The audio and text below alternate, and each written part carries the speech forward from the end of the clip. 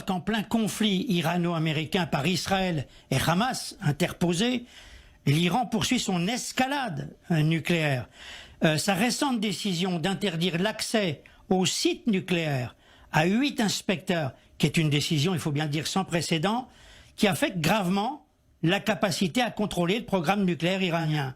Alors les Iraniens évoquent la possibilité de revenir sur leur décision. Bien entendu, Jean-Charles, vous allez être d'accord avec moi, on va leur faire confiance, bien sûr. L'Iran reconnaît toutefois avoir commencé à produire de l'uranium enrichi à 60% à sa centrale de Fordo, à 300 mètres sous terre, avec l'aide d'ingénieurs nucléaires de Corée du Nord. En plus de la production à la centrale de Natanz, une des plus anciennes centrales, depuis avril 2021.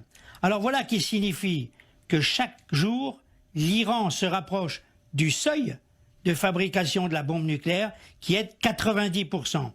L'AIEA, l'Agence internationale de l'énergie atomique, déplore en tout cas le manque de coopération de l'Iran et dénonce depuis des mois la déconnexion de nombreuses caméras de surveillance. On voit très bien le jeu auquel se livrent les ayatollahs. Alors justement, il y a eu une mise en garde aujourd'hui, c'est assez rare pour être souligné, adressée par la ministre française des Affaires étrangères à l'Iran sur ce qui est en train de se passer entre Israël et le Hamas.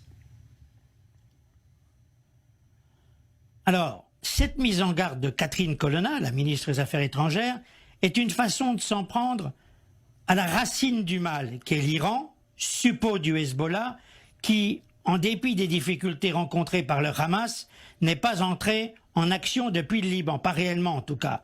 Pour Emmanuel Macron, le Liban ne doit pas être l'éternelle victime collatérale. Catherine Colonna veut mettre l'Iran au pied du mur et lui faire comprendre qu'il n'a pas intérêt à provoquer un élargissement du conflit dans lequel il serait perdant.